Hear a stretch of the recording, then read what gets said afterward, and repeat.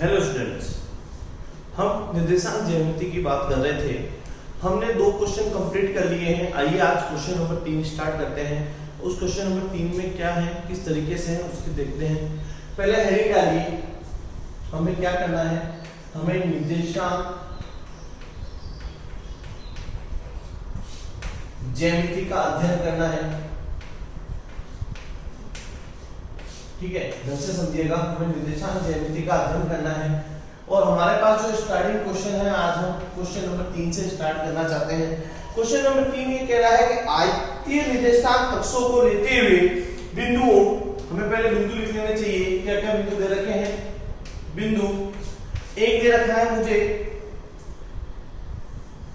एक बिंदु दे रखा है यहाँ पे O, मूल बिंदु है जिसे 0,0 के नाम से लिखा गया है। एक है P जिसे 3,0 के नाम से लिखा गया है और उसके बाद है R,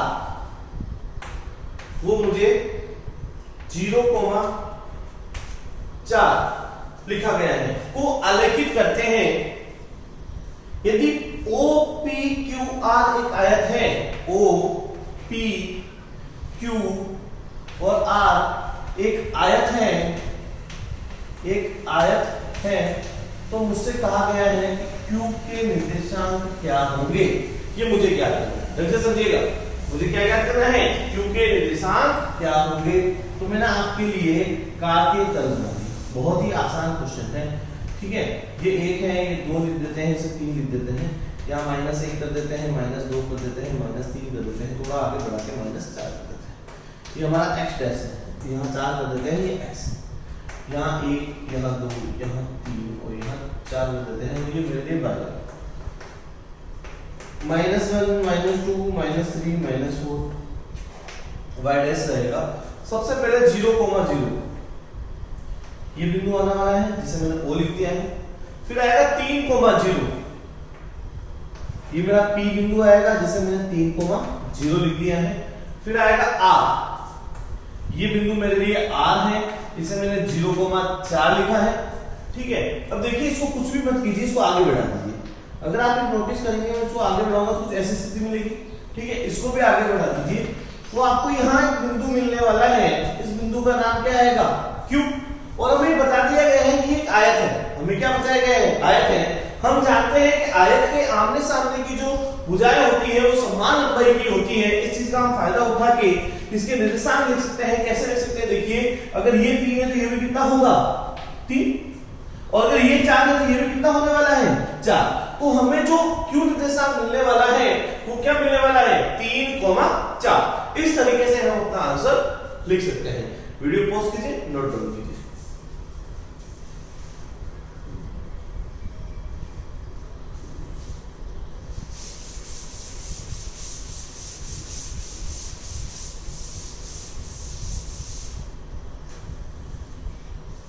नेक्स्ट देखिए क्वेश्चन नंबर 4।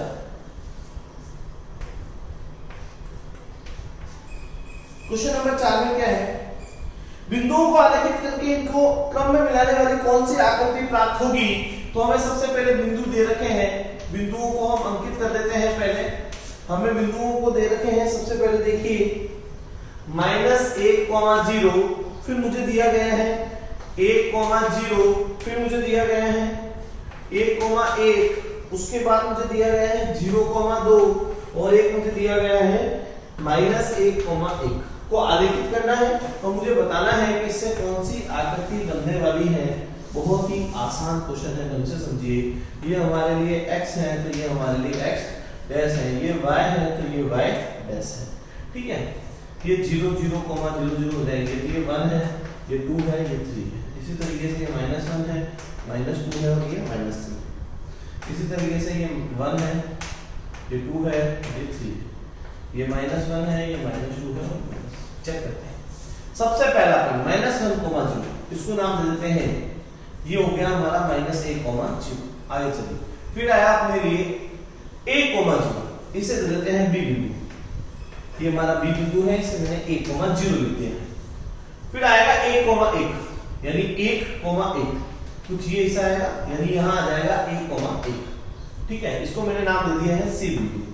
फिर आएगा डी बिंदु में 0,2, 0,2 में ये आना चाहिए, ये हमारे लिए डी बिंदु हो चुका है 0,2। उसके बाद आएगा -1,1 यानी -1 तो यहाँ आना चाहिए, यानी ये जो बिंदु है वो ई बिंदु हो जाएगा, जिसे -1,1 लिखा गया है। अब इसे कुछ भी मत कीजिए, इसे मिला दीजिए, आपको पता चल जाएगा क्या मिलने वाला है। देखिए क्या मिला, कितनी भुजाएं इसकी, 1 2 3 4 5, यानी ये क्या है, पंचभुज, 5 भुजाओं वाला क्या है ये, पंचभुज। अगर 4 भुजाएं होती तो मैं क्या कहता, चतुर्भुज, 3 भुजाएं होती तो क्या बोलता, त्रिभुज, अगर 5 भुजाएं हैं तो मैं क्या बोल सकता हूं, पंचभुज। वीडियो पॉज कीजिए, नोट डाउन कीजिए।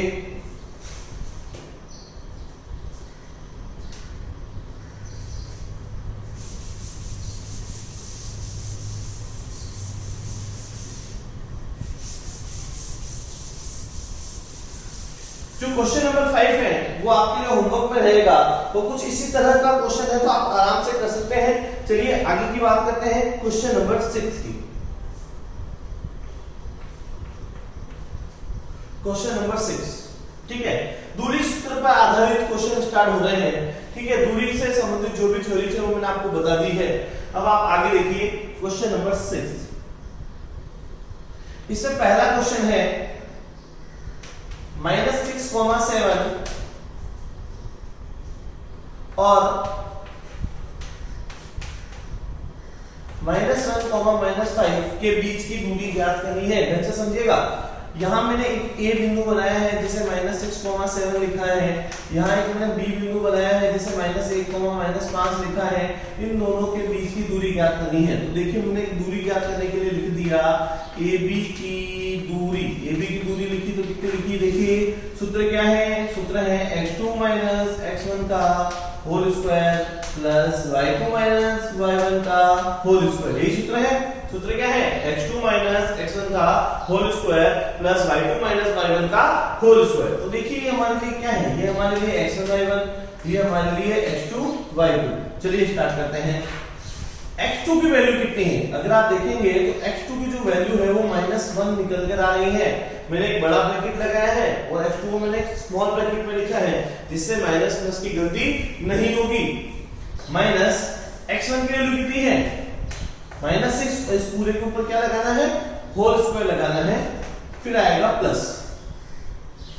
y2 की वैल्यू कितनी है, -5 ब्रैकेट माइनस y1 की वैल्यू कितनी है, 7, और इसके ऊपर भी क्या लगाना है, होल स्क्वायर लगाना है। अब इसे सॉल्व कर लेते हैं, देखिएगा यहाँ आएगा -1 माइनस प्लस का 6 आएगा, और उसका क्या कर देते हैं, स्क्वायर कर देते हैं, प्लस यहाँ आएगा -5, यहाँ आएगा -7, इसका भी क्या कर देते हैं, स्क्वायर कर देते हैं।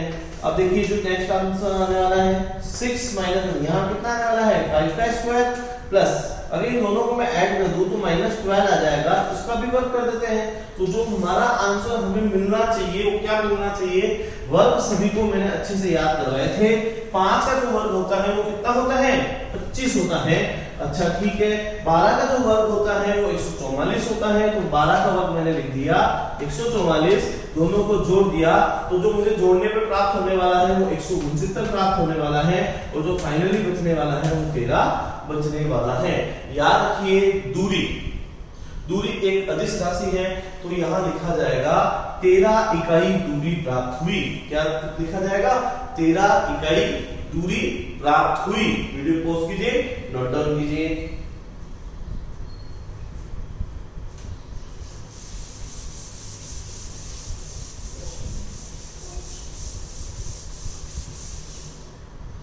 अब इसका जो सेकंड क्वेश्चन है वो आपके लिए होमवर्क रहेगा। इसका जो थर्ड क्वेश्चन है वो अच्छा है, इंपॉर्टेंट है, मैं करवा देता हूं। ये 6th क्वेश्चन का थर्ड पार्ट कराया जाना है आपको, देखिएगा बहुत ही अच्छा क्वेश्चन है, ढंग से समझिए। यहां लिखा हुआ है a t1 square, 2a t1, और यहां लिखा गया है 8t2 square, 2a t2, 2a t2। देखिए तो मैंने सबसे पहले लिखा मेरे लिए ए बिंदु है मेरा 8t1 स्क्वायर, 2a t1, जिसे मैंने नाम दे दिया, ये मेरे लिए x1 और ये मेरे लिए y1। इसी तरीके से एक b है, यहां लिखा हुआ है a t2 square 2a t2, ये मेरे लिए y x2 हो चुका है और ये मेरे लिए y2 हो चुका है। मुझे इन दोनों के बीच की दूरी चाहिए, तो मुझे क्या लिखना है, मुझे लिखना है AB की दूरी। ढंग से समझिएगा, मुझे क्या लिखना है, AB की दूरी। AB की दूरी लगाएंगे तो क्या सूत्र लगने वाला है, सूत्र लगने वाला है x2 - x1 का वर्ग प्लस y2 - y1 का वर्ग। क्या लगने वाला है, x2 - x1 का वर्ग प्लस y2 - y1 का वर्ग। देखिए यहाँ पे क्या आने वाला है, मैंने एक चीज देखी, जो मेरे x2 की वैल्यू है वो है a t2 स्क्वायर और x1 की जो वैल्यू है वो है a t1 स्क्वायर और इसका भी क्या चाहिए मुझे, होल स्क्वायर प्लस y2 की वैल्यू कितनी है, y2 की वैल्यू अगर आप देखेंगे तो आपको पता चलेगा 2a t2 है और y1 की वैल्यू जब आप देखने जाएंगे तो 2a t1 मिलेगी और उसका क्या कर देंगे, होल स्क्वायर कर देंगे।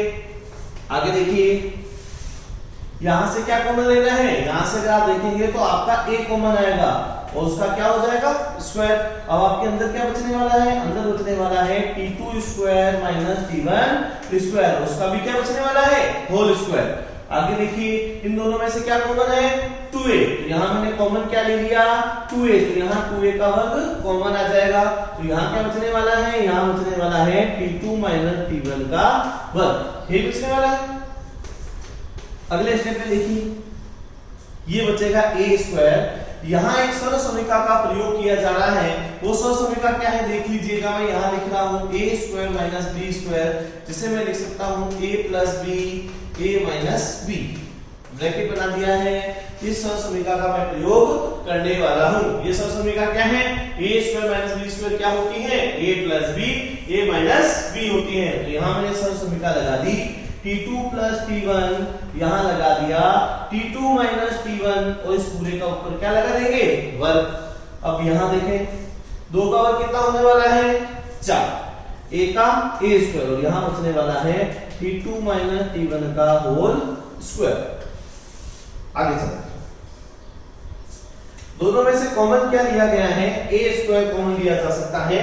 और अगर आप नोटिस करेंगे तो t2 माइनस t1 का वर्ग भी आपके पास कॉमन आने वाला है, तो आपके पास बचने वाला क्या है, आपके पास यहां से बचेगा t2 प्लस t1 का वर्ग प्लस 4, क्या बचने वाला है, t2 प्लस t1 का वर्ग प्लस 4, a स्क्वायर कॉमन आ चुका है, t2 माइनस t1 का वर्ग कॉमन आ चुका है और यहां से आपका देखिए a स्क्वायर कॉमन आ चुका है और t2 माइनस t1 का वर्ग कॉमन आ चुका है।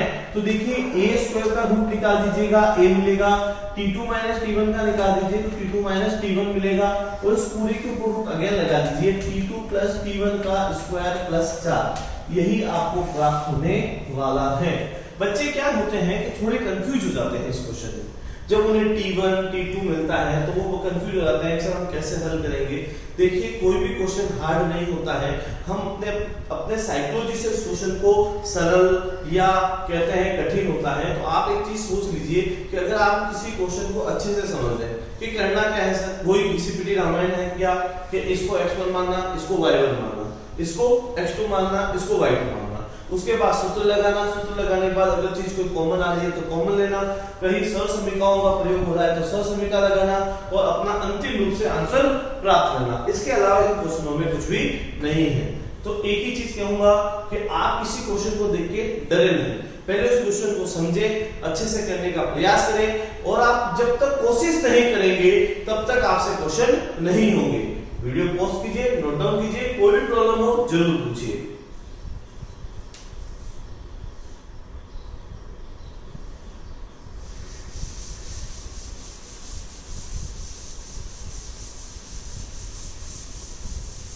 नेक्स्ट क्वेश्चन देखिएगा,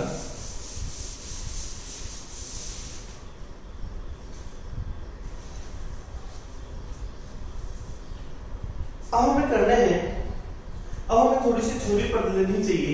थ्योरी यह है कि मैं हेडिंग डालता हूं दूरी सूत्र पर आधारित, दूरी सूत्र पर आधारित आकृति की पहचान, आकृति की पहचान। जैसे मैंने आपके लिए कहा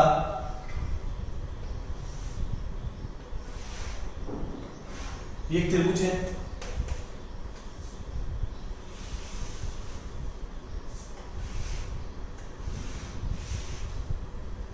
ये भी एक त्रिभुज है,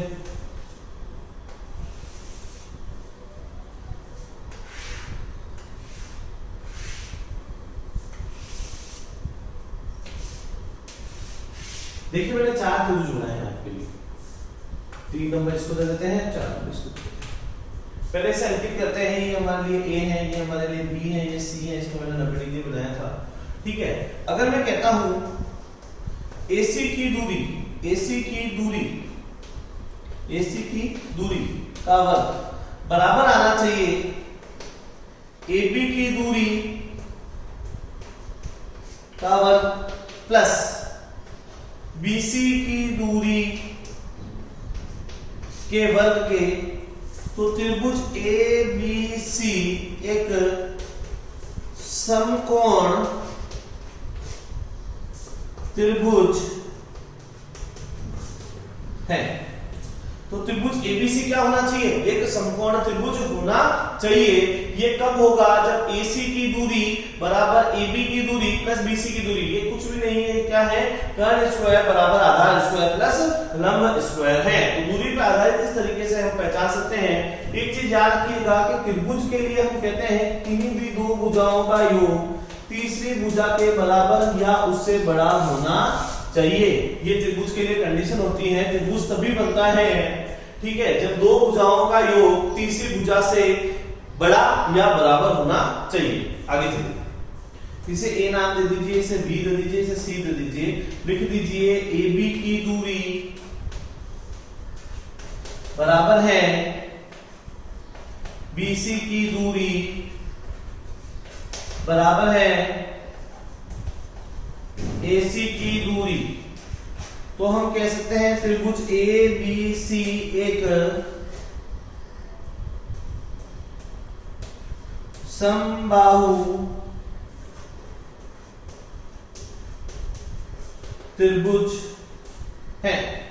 त्रिभुज ABC एक समबाहु त्रिभुज है। अपन कह देंगे कि देखिए यहाँ पे क्या लिखा गया है, त्रिभुज ABC एक समकोण त्रिभुज है। ये कंडीशन में अगर आप कह रहे हैं कि तीनों भुजाएं बराबर आ रही हैं, जब तीनों भुजाएं बराबर आती हैं तो मैं कह सकता हूं त्रिभुज ABC एक समबाहु त्रिभुज है। आगे चलिए, ये हमारे लिए A है, ये हमारे लिए B है, ये हमारे लिए क्या है?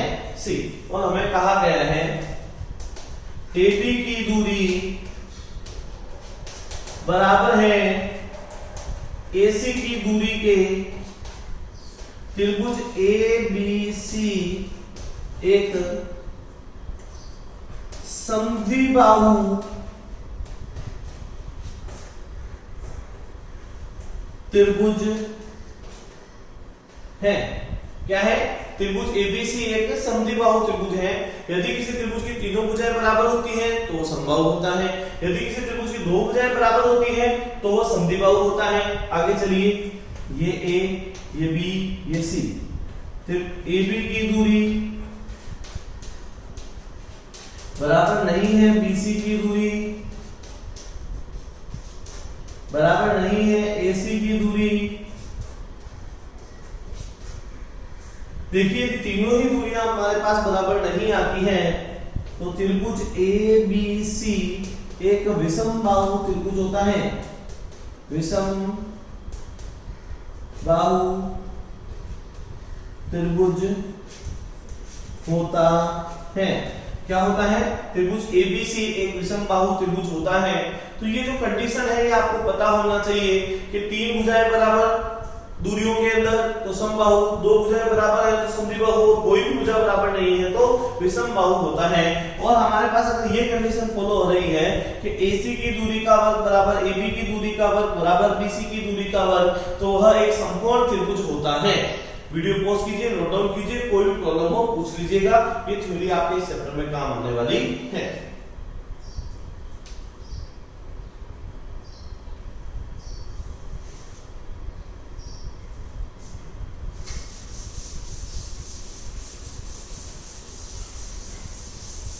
देखिए जो ये थ्योरी आपको बताई गई है ये आपके लिए इंपॉर्टेंट रहेगी, इसको अच्छे से समझ लीजिएगा।